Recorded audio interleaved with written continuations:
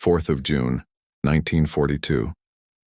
Admiral Isoroku Yamamoto stood on the bridge of the battleship Yamato, 300 miles behind his carrier strike force, unaware that his meticulously crafted naval operation was already unraveling like a silk thread pulled from a kimono.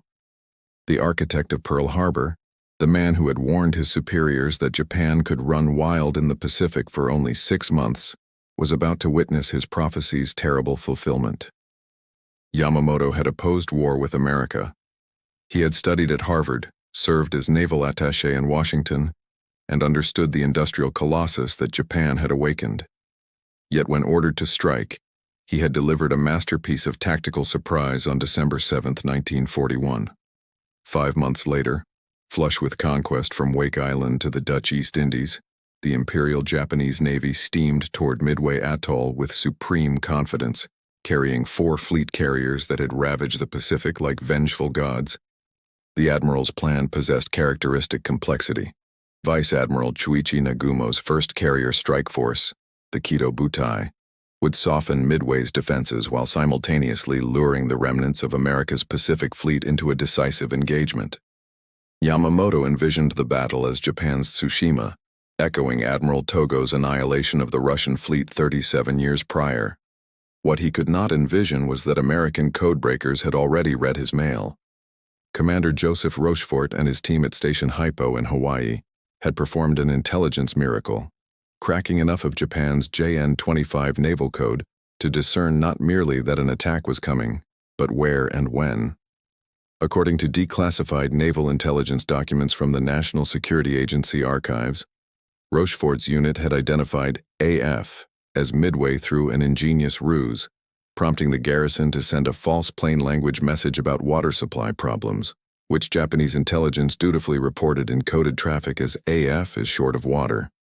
Nagumo's carriers, Akagi, Kaga, Soryu, and Hiryu, approached Midway in a box formation designed for mutual anti-aircraft protection, their decks packed with the finest naval aviators in the world. These pilots had trained together for years, their precision honed through combat from Pearl Harbor to Ceylon. Yet their commander carried a fatal burden: divided attention. Nagumo had been ordered to strike both the atoll and any American carriers that appeared, but not simultaneously. This contradiction would prove catastrophic. At 4:30 that morning, Nagumo launched 108 aircraft toward Midway, while retaining 93 planes below decks, armed with torpedoes for anti-ship operations should American carriers materialize. The Japanese force had been spotted by a patrolling Catalina flying boat 70 minutes earlier, but Nagumo remained ignorant of American carriers lurking northeast of his position. Admiral Chester Nimitz, the taciturn Texan commanding what remained of the Pacific Fleet, had positioned 3 carriers, Enterprise, Hornet, and the hastily repaired Yorktown, in a location Japanese intelligence believed impossible. The stage was set for history's first carrier versus carrier battle, where opposing ships never sighted each other directly, fought entirely by aircraft across hundreds of miles of ocean, decided in 5 catastrophic minutes that would alter the war's trajectory and demonstrate that even Japan's most brilliant naval minds could not overcome broken intelligence, divided objectives, and the cruel mathematics of industrial warfare. 27th of May, 1942, 8 days before the battle. Captain Kanji Ogawa, head of the Imperial Navy's Communications Intelligence Unit, sat in his Tokyo office reviewing intercepts with growing unease. His cryptanalysts had detected unusual American radio traffic suggesting carriers were departing Pearl Harbor, but the Naval General Staff dismissed his warnings. Japan's intelligence apparatus, which had performed brilliantly before Pearl Harbor, had grown complacent, assuming American morale remained shattered and their Pacific Fleet crippled beyond immediate recovery. The Japanese had cultivated this blindness themselves through operational arrogance. Their reconnaissance of Pearl Harbor had been perfunctory at best. A submarine-launched floatplane had confirmed Yorktown's absence, but failed to detect Enterprise and Hornet, which had been delivering aircraft to Wake and Midway respectively during the attack. More critically, Japanese intelligence had catastrophically underestimated American damage control capabilities and industrial resilience. Yorktown herself embodied this miscalculation. Severely damaged at the Battle of the Coral Sea on 8th of May, She had limped into Pearl Harbor with twisted metal and flooded compartments. Japanese intelligence concluded she would require months of repair. Instead, 1,400 workers swarmed the carrier in an around-the-clock effort, welding steel plates and restoring systems with frantic urgency. 72 hours later, Yorktown sailed to join Nimitz's ambush, listing slightly but operational, a ghost ship the Japanese believed safely eliminated from the strategic equation. Lieutenant Commander Edwin Layton, Nimitz's intelligence officer, presented the decrypted Japanese plan with such precision that Nimitz could position his carriers at Point Luck, the optimal ambush location, days before Nagumo arrived. The contrast between American and Japanese intelligence operations reflected broader philosophical differences. Rochefort's team embraced collaborative problem-solving, connecting disparate fragments of information through intuition and persistence. Japanese intelligence remained rigidly hierarchical, with junior officers reluctant to challenge assumptions and senior officers dismissing inconvenient data. Commander Yahachi Tanabe, skipper of submarine I-168, discovered this dysfunction firsthand. His boat formed part of a submarine cordon intended to detect American carriers approaching from Pearl Harbor. However, the submarines arrived on station on 4th of June, the day battle commenced, because Naval General Staff had delayed deployment, assuming American carriers would take longer to sortie. Tanabe patrolled empty ocean while American carriers, already positioned, launched their strikes.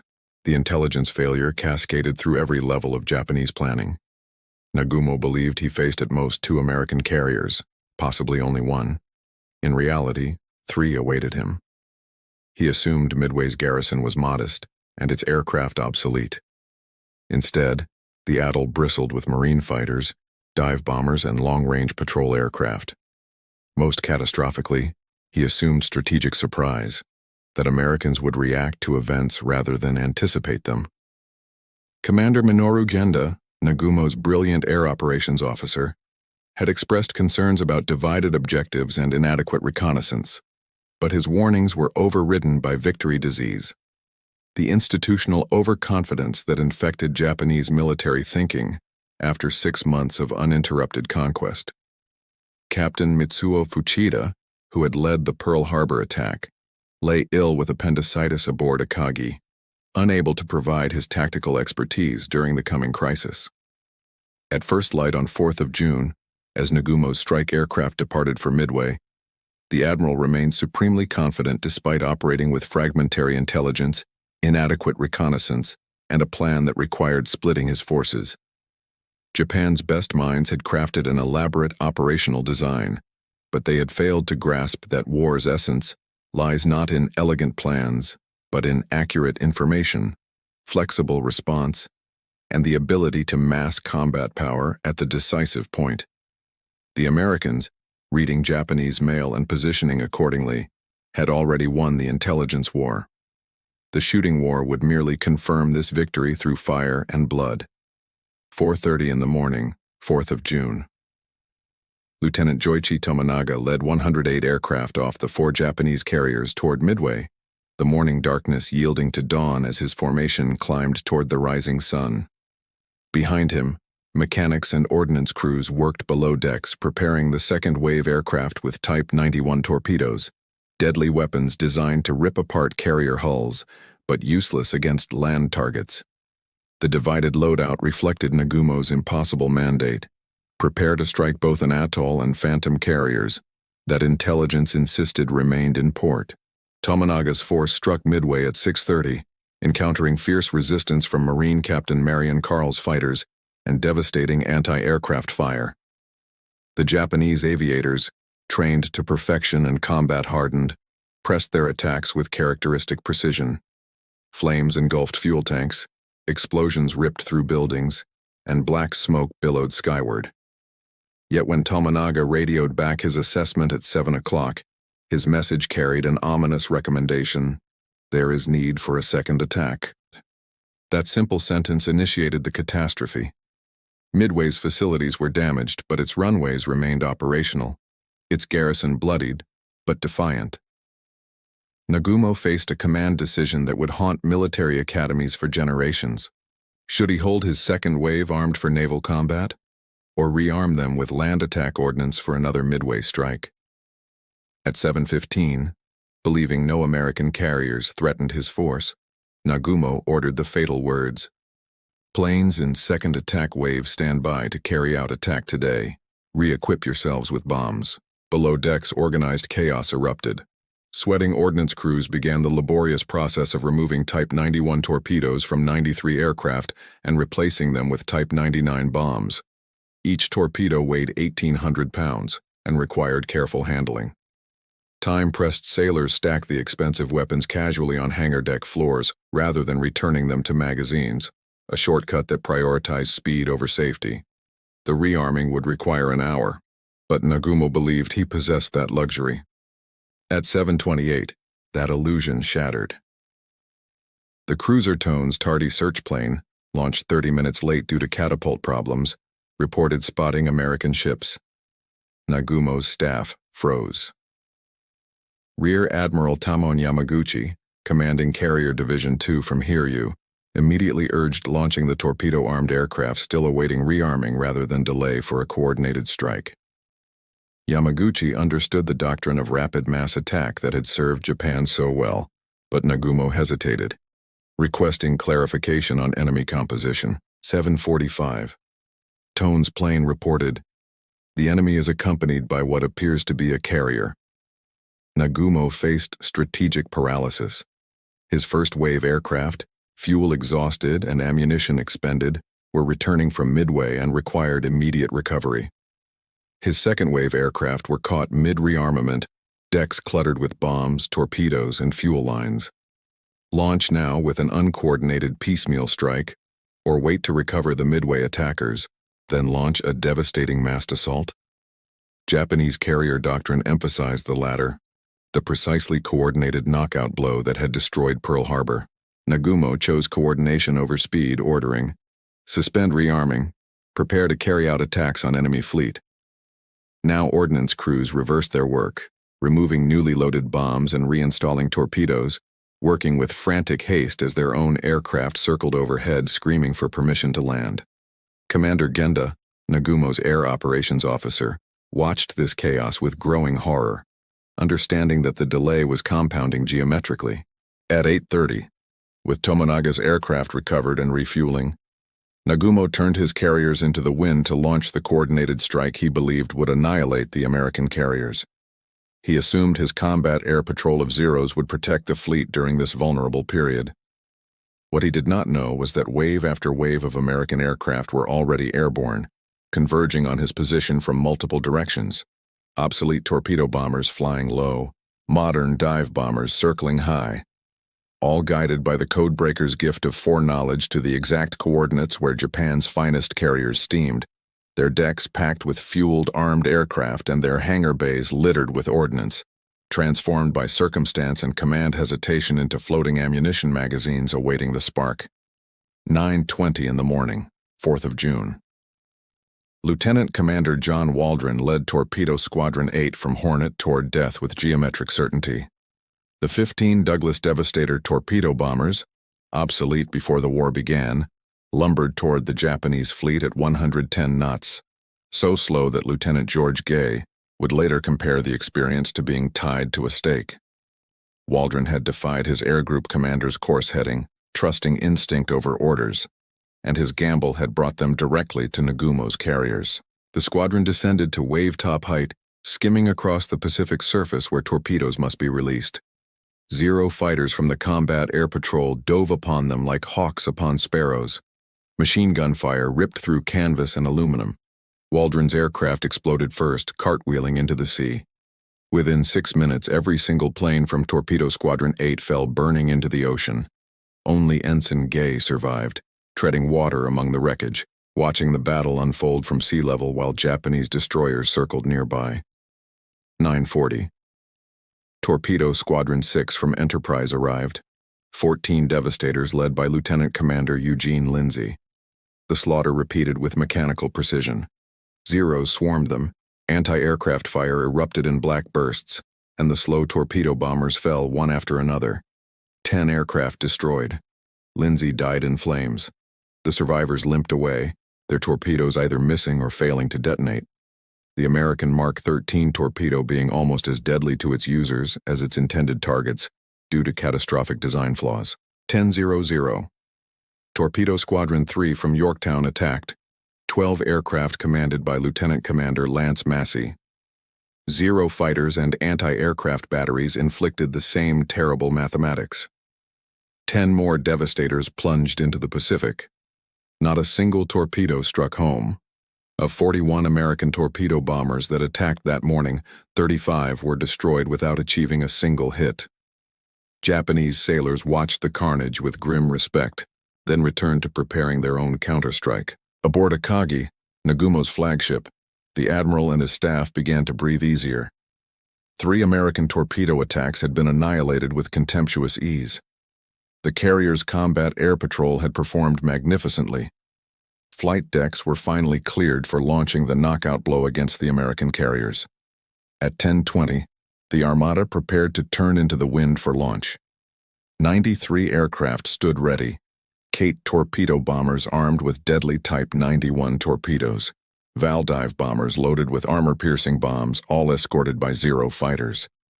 This strike would replicate Pearl Harbor's devastation. What Nagumo and his staff failed to comprehend was that the torpedo squadron's suicidal attacks had served a crucial purpose beyond their pilots' knowledge. The low-level torpedo runs had drawn the entire combat air patrol down to wave-top altitude, leaving the sky above the Japanese fleet empty and undefended. Simultaneously, the carrier's violent evasive maneuvering to avoid torpedoes had scattered the fleet's tight anti-aircraft formation, opening gaps in the protective box. High above this chaos, invisible to Japanese eyes fixated on the torpedo bombers' death struggles below, American dive bombers circled at 14,000 feet, their pilots searching desperately for targets as fuel gauges dropped toward empty. Lieutenant Commander Wade McCluskey from Enterprise had flown past the expected intercept point, finding empty ocean, then spotted a lone Japanese destroyer racing northeast, and gambled that she was heading to rejoin the main body. His intuition was correct. At 10:22, McCluskey's rear seat radio man shouted into the intercom, "Attack! Attack!" Below them, through broken clouds, lay Nagumo's 4 carriers in a rough formation, their flight decks packed with armed and fueled aircraft preparing for launch, their combat air patrol exhausted at sea level after massacring the torpedo bombers, their crews focused downward rather than skyward. Japanese lookouts, peering through binoculars at the horizon, failed to look up.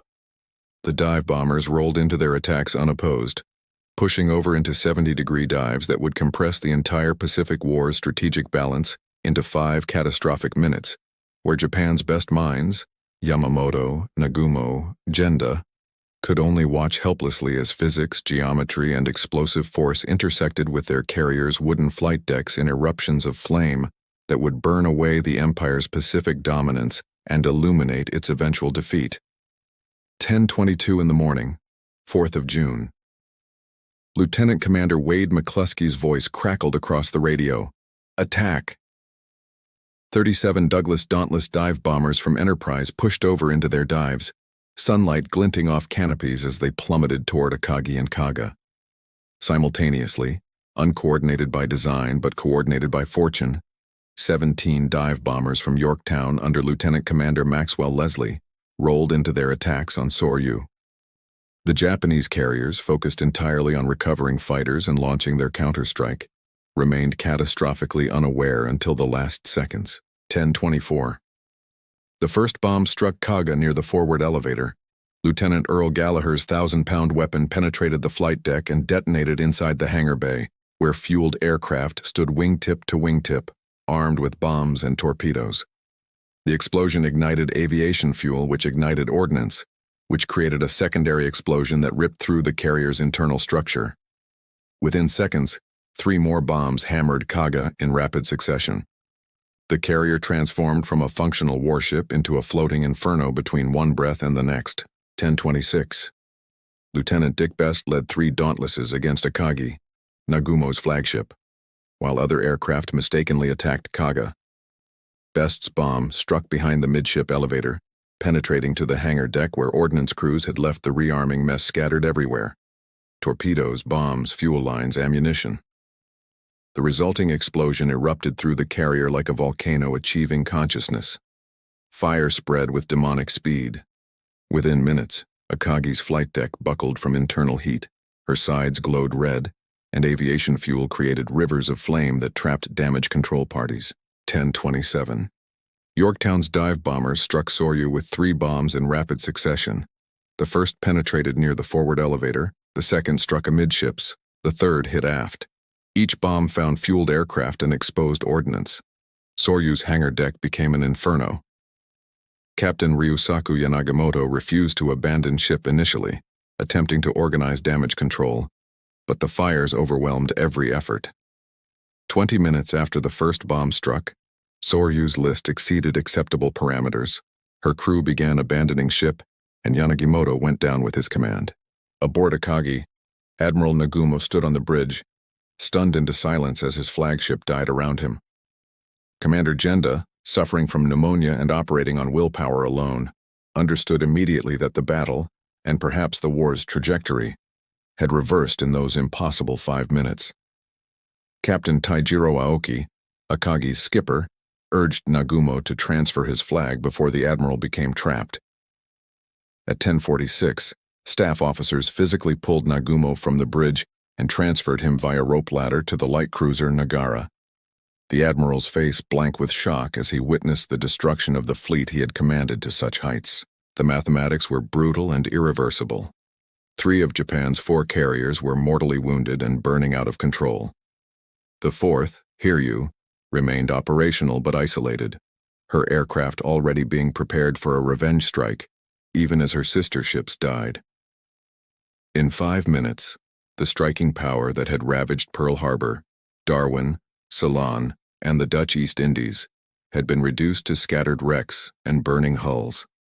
The pilots who had trained together for years were dead, trapped below decks or swimming in fuel-slicked water while destroyers attempted rescue. Lieutenant Commander Fuchida, Pearl Harbor's attack leader, lay in Akagi's sickbay recovering from appendicitis when the bombs struck. Wounded crew members dragged him to the flight deck and lowered him by rope to a boat as flames consumed the carrier from within. He watched Akagi burn with tears streaming down his face, understanding that he was witnessing not merely 3 carriers' destruction, but the Imperial Japanese Navy's operational death sentence. The disaster resulted not from American superiority, but from a cascade of Japanese decisions and circumstances.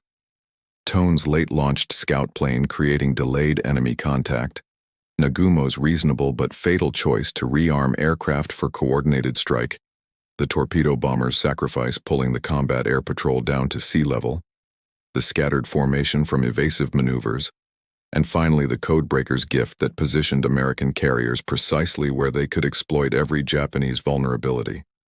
Japan's best minds had crafted an elaborate plan, but in 5 minutes of fire and thunder, those minds proved unable to overcome broken assumptions, divided objectives, and the simple reality that even brilliant planning cannot survive simultaneous attacks from unexpected directions against ships loaded with explosive fuel and ordnance.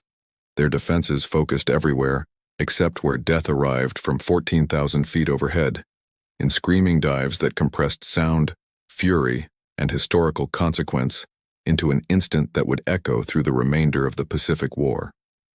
10:50 in the morning, 4th of June.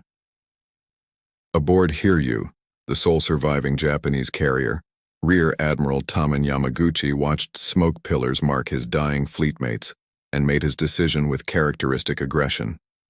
Where Nagumo had hesitated, Yamaguchi attacked. At 10:54, 18 Val dive bombers and 6 Zero fighters launched toward the American carriers, guided by a reconnaissance aircraft that had located Yorktown. The strike commander, Lieutenant Michio Kobayashi, understood this was no longer about victory. This was about honor and revenge. Yamaguchi embodied the Imperial Navy's warrior spirit. Educated at Princeton, fluent in English, he understood America's industrial power, yet embraced the samurai philosophy that spirit could overcome material. His aggressive instincts had earlier urged immediate attack rather than waiting for coordination. Now, with 3/4 of Nagumo's strike force destroyed, Yamaguchi demonstrated what might have been possible had his counsel been heeded: immediate, violent, relentless pressure against the enemy. 11:59. Kobayashi's dive bombers burst through Yorktown's combat air patrol and anti-aircraft fire. The carrier's radar had provided early warning, allowing fighters to intercept, but enough Japanese aircraft penetrated the defense. 3 bombs struck Yorktown in rapid succession. The first penetrated the flight deck and exploded in the smokestack uptakes, snuffing out boiler fires and halting the carrier dead in the water. The second exploded inside the ship, killing or wounding 66 men. The third punched through the flight deck but caused minimal damage. Yorktown's damage control parties performed miracles.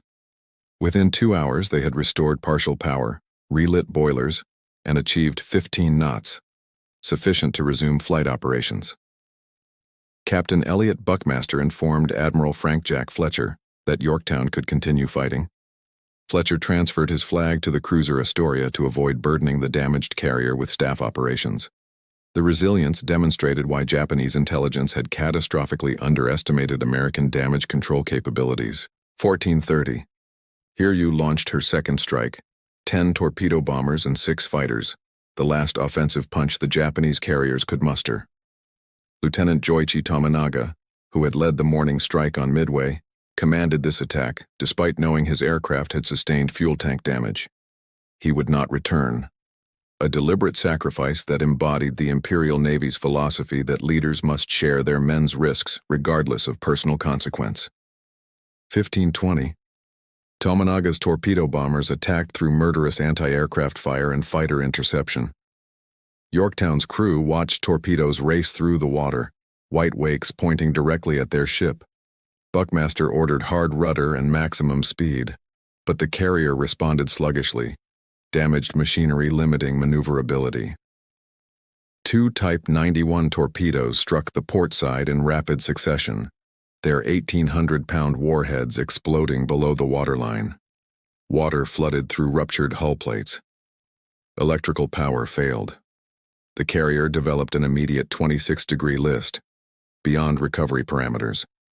Buckmaster ordered abandon ship at 15:55, fearing the carrier would capsize and trap his crew. Over 2,000 men slid down ropes into the Pacific while destroyers closed to rescue them. Yorktown remained afloat, listing but stubborn as evening approached. She would not sink for 2 more days despite Japanese submarine I-168's eventual torpedo strike. American damage control and ship construction exceeded Japanese expectations even in defeat. But Hiryu's revenge strikes had achieved tactical success at strategic cost. Both attacks depleted the carrier's remaining aircraft. When American search planes located Hiryu at 14:45, Yamaguchi possessed insufficient fighters for effective defense. Enterprise launched 24 dive bombers at 16:00. At 17:05, 4 bombs struck Hiryu, starting fires that would consume the carrier exactly as they had consumed her sister ships that morning. Yamaguchi refused rescue, choosing to go down with his ship. He shared sake with Captain Tomeo Kaku on Hiryu's burning deck, both men accepting responsibility for the disaster through death. At 23:15, destroyers fired torpedoes into Hiryu's hull to hasten her end. She sank at 9:00 the next morning, taking Yamaguchi and Kaku with her. 2 more brilliant officers whose intelligence and aggression could not overcome strategic miscalculation, divided forces, and the fundamental reality that Japan had entered a war against an enemy whose industrial capacity, cryptanalytic capability, and damage control expertise exceeded every Japanese assumption. The revenge strikes had crippled Yorktown but changed nothing strategically. 4 Japanese fleet carriers rested on the Pacific floor. 1 American carrier would eventually sink. The exchange rate demonstrated mathematics no amount of courage or tactical brilliance could overcome. Japan's best minds had planned an elegant trap. Instead, they had sailed into one, and Hiryu's dying fury merely emphasized how completely the hunted had become hunters, and the trap had reversed its jaws. 1900 hours, 4th of June. 300 miles northwest of the burning carriers, Admiral Yamamoto aboard the battleship Yamato received the catastrophic reports with outward composure masking inner turmoil. Akagi, Kaga, Soryu, and Hiryu, the carriers that had struck Pearl Harbor, the mobile striking force that had dominated the Pacific for 6 months, were destroyed or dying. The architect of Japan's carrier warfare doctrine faced the ruins of his creation. Yamamoto initially attempted to salvage victory from disaster. He ordered his battleships and heavy cruisers to charge toward Midway for a night surface engagement, traditional Japanese naval tactics where superior optics and training might achieve what air power had failed to deliver. Vice Admiral Nobutake Kondo's invasion force altered course toward the enemy. Yamamoto envisioned a Jutland-style resolution where gun platforms would decide matters the old-fashioned way, through armor and artillery at close range. But Captain Mitsuo Fuchida, evacuated from the burning Akagi, understood what Yamamoto was slow to accept. The balance had shifted irrevocably. American carriers remained operational, while Japan's were gone. Any daylight engagement would expose the battleships to air attack without friendly fighter cover. Admiral Matome Ugaki, Yamamoto's chief of staff, calculated the mathematics and found them unforgiving.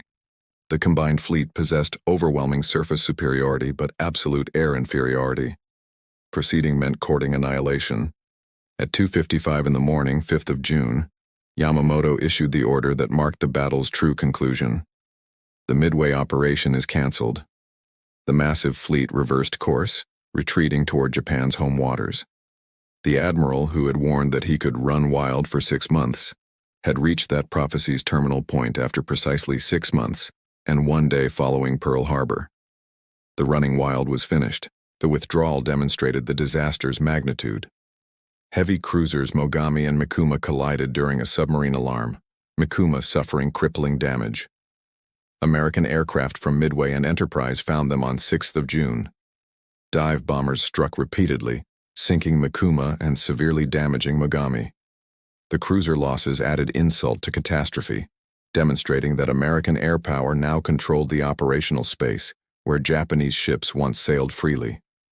Yamamoto attempted concealing the disaster's scope through operational security measures that bordered on paranoia.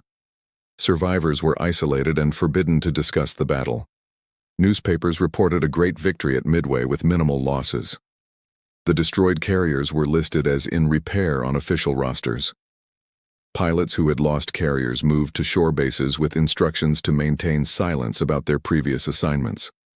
The cover-up succeeded domestically for months, the Japanese public remaining ignorant that their navy had suffered strategic defeat. But within the naval staff, the defeat's implications sparked fierce debate. Captain Kamedo Kuroshima, Yamamoto's senior staff officer, argued that the operation had been sound but luck unfavorable, the eternal refuge of failed planners. Commander Genda, who had warned about divided objectives and inadequate reconnaissance before the battle, received no satisfaction from being proven correct. Rear Admiral Ugaki blamed inadequate intelligence and Tone's late-launched search plane, as though 30 minutes explained 4 carriers lost. The more perceptive officers understood deeper truths. Captain Yasuji Watanabe, who had helped plan the operation, recognized that Japan had entered the battle with inferior intelligence against an enemy reading their orders. Commander Tomotsu Ohmai understood that the rearming confusion reflected contradictory strategic objectives. You cannot simultaneously prepare for land bombardment and carrier combat without accepting vulnerability during transition. These officers recognized that tactical errors had merely revealed strategic miscalculation. Yamamoto himself withdrew into depression. The admiral who had opposed war with America now faced commanding that war with his primary offensive tool destroyed. The carrier force had been Japan's strategic weapon, the instrument that could strike across vast Pacific distances before American industry overwhelmed Japanese capabilities. In 1 day's fighting, that weapon had been shattered. Remaining were cruisers, battleships, and destroyers designed for fleet actions from an earlier age, impressive but increasingly irrelevant in a war where carriers determined outcomes. The retreat from Midway marked more than tactical withdrawal. It represented the Imperial Japanese Navy's transition from offensive to defensive operations, from expanding the perimeter to defending what remained, from dictating events to reacting to them. Japan's best minds had crafted the Midway operation believing intelligence was sound, American carriers absent, and tactical excellence sufficient for victory. All three assumptions proved catastrophically wrong, and no amount of post-battle analysis could resurrect 4 fleet carriers from the Pacific floor or restore the 6 months of strategic initiative that Yamamoto had predicted and that American codebreakers had ensured would not extend to 7. 12th of June, 1942. The cruiser Nagara entered Hashirajima anchorage carrying Admiral Nagumo and his surviving staff, 8 days after the catastrophe. No crowds cheered, no bands played. The naval base received them in embarrassed silence. Officers who had departed as conquering heroes returned as commanders who had lost the Empire's most valuable warships. The psychological whiplash was complete and devastating. Nagumo submitted to interrogation by the Naval General Staff with characteristic fatalism. The questioning focused obsessively on tactical decisions, the rearming order, the delayed launch, the scattered combat air patrol, as though identifying specific errors might somehow reverse the outcome. Nagumo accepted full responsibility with samurai stoicism, offering no excuses about intelligence failures or divided objectives. He had commanded, therefore he bore the blame, regardless of the operational contradictions built into his orders. The Navy's initial response contemplated courts-martial and forced retirements, but pragmatism intervened. Japan had lost 4 fleet carriers, but retained experienced admirals who understood carrier operations. Destroying remaining institutional knowledge through punishment would compound the disaster. Nagumo received assignment to administrative duties in the Marianas, effectively exiled from frontline command, but allowed to retain rank and dignity. It was a peculiarly Japanese resolution, punishment through marginalization rather than formal censure. Commander Genda, whose tactical brilliance had helped plan Pearl Harbor and whose warnings before Midway had been ignored, recovered from pneumonia to face guilt of survival. He had not commanded, merely advised, yet felt responsible for failing to prevent the catastrophe. Genda transferred to shore duties, helping rebuild Japan's depleted carrier air groups, training replacement pilots who would never achieve the veteran squadron's proficiency. He understood that Japan was now racing against time and mathematics. American industry producing carriers faster than Japanese shipyards could replace losses. Vice Admiral Chuichi Nagumo never fully recovered from Midway's psychological trauma. Colleagues noticed his confidence eroded, his decision-making more tentative. When given subsequent commands, he demonstrated the hesitation of a man who had witnessed his tactical world collapse in 5 minutes. In 1944, commanding forces in the Marianas, Nagumo committed suicide when American invasion overwhelmed Saipan. His death embodied the Imperial Navy's trajectory, proud, capable officers overwhelmed by an enemy whose industrial and technological advantages rendered courage insufficient. Admiral Yamamoto returned to sea as combined fleet commander, organizing defensive operations while attempting to force another decisive battle that might reverse Midway's verdict. He planned Operation 1 in April 1943, a massive air offensive around the Solomon Islands, seeking to attrite American forces through relentless aerial combat. The operation achieved little, except exhausting Japan's irreplaceable veteran pilots. Yamamoto inspected forward bases, attempting to maintain morale among forces increasingly aware they were losing. 18th of April, 1943. American codebreakers intercepted Yamamoto's travel itinerary, another intelligence failure mirroring Midway. 16 P-38. Lightning fighters ambushed his transport aircraft over Bougainville. The man who had warned Japan against war with America died from machine gun fire over the Solomon Islands jungle. His body recovered by Japanese search parties. His death kept secret for 5 weeks to avoid devastating morale. The admiral, who had prophesied 6 months of running wild, had survived those 6 months by 10.5 additional months before American bullets validated his strategic pessimism. Admiral Chester Nimitz, the battle's American architect, received promotion to fleet admiral and continued commanding Pacific operations with taciturn competence. He understood Midway's significance immediately, not merely tactical victory, but strategic reversal. The Japanese would never again threaten Hawaii or the American West Coast. The Pacific War's momentum had shifted irrevocably, though 2 years of brutal fighting remained before that momentum reached Tokyo Bay. Commander Joseph Rochefort, whose code-breaking had enabled the victory, received no decoration. Navy Department politics and inter-service rivalry denying recognition to a man whose intelligence work had changed the war's trajectory. He transferred to other duties, his critical contribution remaining classified for decades. Rochefort died in 1976, finally receiving public recognition for his role only after documents declassified made his contribution undeniable. The codebreaker who had read Japanese mail and positioned 3 carriers at the decisive point had won the battle more completely than any admiral or pilot. The human stories behind Midway's statistics revealed how quickly fortunes reversed. Gay Torpedo Squadron 8's sole survivor was rescued by PBY Catalina after 30 hours floating among debris. Fuchida recovered from injuries and appendicitis to serve through the war, surviving to write memoirs that shaped Midway's historical understanding. Yamaguchi and Kaku went down with Hiryu, choosing death over the shame of survival, a decision reflecting values incomprehensible to Americans, but central to understanding Japanese military culture. The aftermath revealed contrasting approaches to disaster. Americans analyzed lessons learned, improved equipment and doctrine, and expanded production. The torpedo bomber's sacrifice led to replacing Devastators with Avengers, faster, better-armed aircraft that corrected the obsolete design's fatal vulnerabilities. Defective Mark 13 torpedoes underwent redesign after their catastrophic failure rate at Midway embarrassed the Bureau of Ordnance into acknowledging problems they had long denied. Japanese analysis remained trapped in cultural patterns that had enabled the defeat.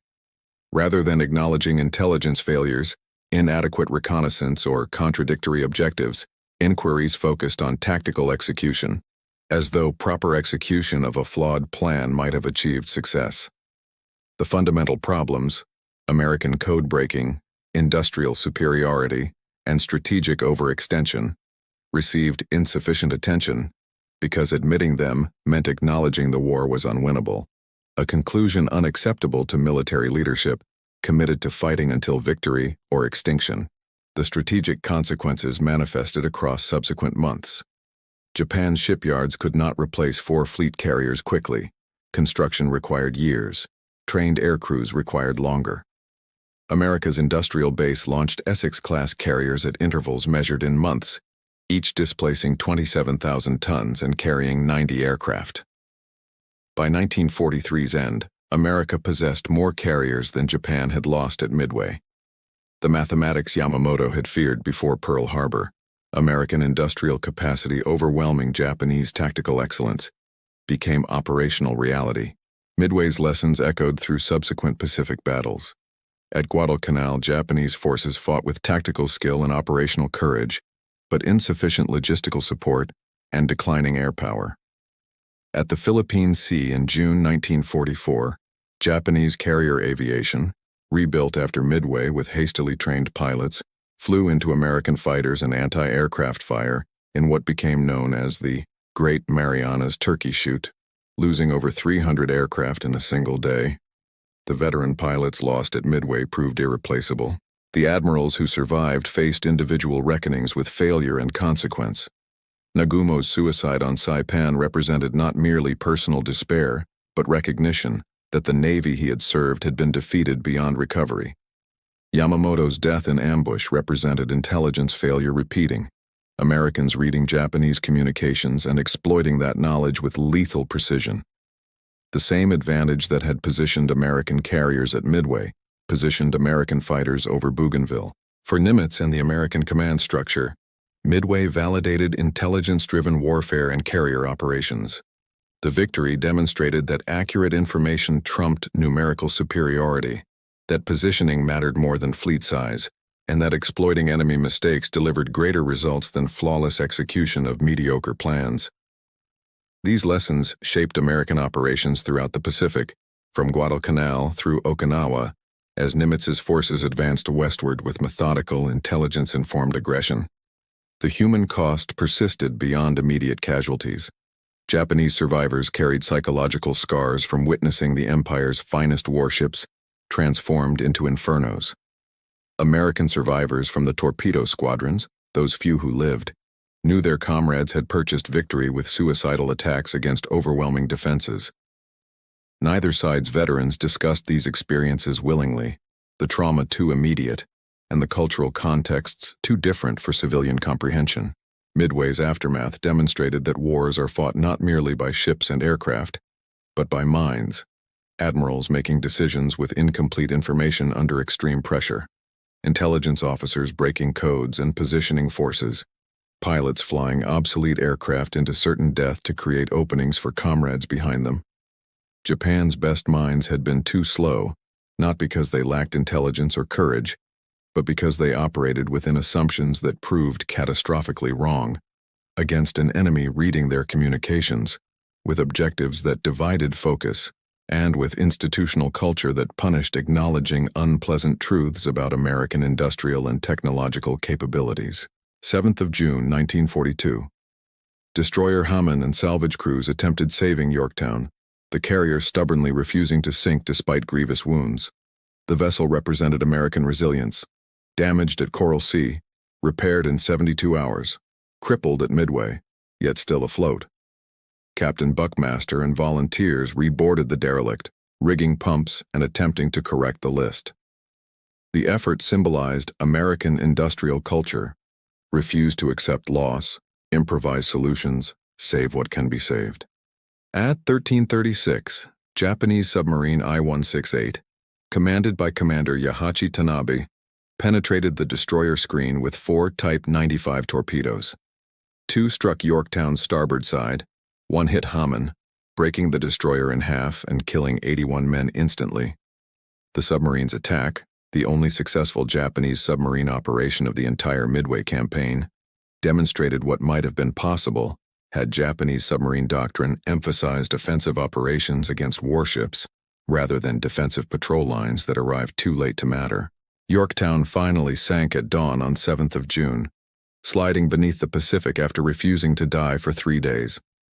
She took with her the fleet's fighting spirit manifested in physical form, the carrier that had fought at Coral Sea, been hastily repaired through American ingenuity, positioned through codebreakers' intelligence, and survived despite wounds that would have doomed lesser vessels. Her loss stung, but changed nothing strategically. America would build 10 Essex-class carriers by war's end. Japan would complete 1 large carrier, Taiho, which American submarine Albacore would sink on her first combat operation in June 1944. The battle's historical analysis began immediately but required decades to mature. Initial American assessments credited luck and Japanese mistakes, while underestimating intelligence contribution. The code breaking remained classified until 1971. Japanese accounts emphasized tactical errors and unfortunate circumstances, while avoiding strategic critique of divided objectives and intelligence failures. Only after documents declassified and participants wrote memoirs did complete understanding emerge of how thoroughly American intelligence had penetrated Japanese communications and positioned forces for ambush. Academic historians debated causal factors endlessly. Did Nagumo's rearming decision cause defeat, or did it merely reveal defeat already guaranteed by American foreknowledge of Japanese intentions? Could Yamaguchi's aggressive instincts have salvaged victory if he had commanded the carrier force? Would immediate launch of torpedo-armed aircraft have destroyed American carriers before dive bombers arrived? These counterfactuals fascinated military strategists seeking lessons applicable to future conflicts. The deeper truth transcended tactical decisions. Japan had entered Midway operating under false assumptions about American capabilities, fighting an enemy reading their mail, with objectives requiring simultaneous preparation for contradictory missions. Even perfect tactical execution would have struggled against an enemy positioned by foreknowledge at the optimal ambush location. The battle demonstrated that intelligence determines outcomes before forces engage, that superior information defeats superior numbers, and that institutional culture valuing unpleasant truths exceeds culture suppressing them. For the surviving participants, Midway defined their lives. Fuchida became an evangelist Christian after the war, his conversion partly motivated by grappling with surviving when so many comrades died. He traveled extensively, lecturing on Midway and Pearl Harbor, his perspective providing Japanese understanding of events to American audiences. Gay returned to civilian life, his testimony about Torpedo Squadron 8's destruction, ensuring their sacrifice received recognition. Rochefort's role remained classified decades, his critical contribution acknowledged only late in life. The Battle of Midway entered military curricula worldwide as a case study in intelligence-driven operations, carrier warfare, and strategic turning points. Service academies from Annapolis to Tokyo studied how Japan's best minds crafted an elaborate operation that collapsed when confronted by accurate enemy intelligence, coordinated attacks from multiple directions, and institutional failures to adapt when plans contacted reality. The lessons transcended specific tactics, illuminating how organizations process information, how commanders make decisions under uncertainty, and how wars turn on psychological factors as much as material ones. Physical reminders persist on Midway Atoll itself, where memorial walls commemorate both American and Japanese dead, recognition that courage and sacrifice transcend nationality. The actual carriers rest 3 miles beneath the Pacific surface, discovered decades later by deep-sea exploration teams. Wreckage photographs show Akagi's flight deck with aircraft still chalked in place, frozen at the instant of disaster. Kaga rests nearby, her massive hull broken by internal explosions. These underwater monuments testify to violence compressed into minutes that determined years. The strategic consequences rippled through World War II's remainder and beyond. Midway halted Japanese expansion permanently. Every subsequent operation was defensive, attempting to hold a shrinking perimeter against American industrial might. Guadalcanal, the Marianas, the Philippines, Iwo Jima, Okinawa, each battle demonstrated the strategic reversal Midway initiated. Japan fought magnificently in tactical engagements, but could not overcome the fundamental reality that Yamamoto had foreseen. America's industrial capacity would overwhelm Japanese capabilities given sufficient time, and Midway had purchased that time by destroying the carriers that might have delayed the inevitable. The battle's legacy extended into Cold War strategic thinking. American naval doctrine emphasized intelligence operations, carrier strike groups, and distributed warfare concepts traceable to Midway's lessons. Soviet naval development prioritized submarine forces and anti-carrier weapons, reflecting understanding that carriers, properly positioned and intelligently deployed, dominated maritime warfare. Even contemporary military operations reflect Midway's teaching that information advantage and coordinated attacks from multiple vectors defeat concentrated strength. For Japan, Midway represented the moment the Pacific War's outcome became inevitable, though not immediately apparent. The 6 months of running wild that Yamamoto had prophesied ended precisely as predicted, and the remaining 3 years confirmed his strategic pessimism.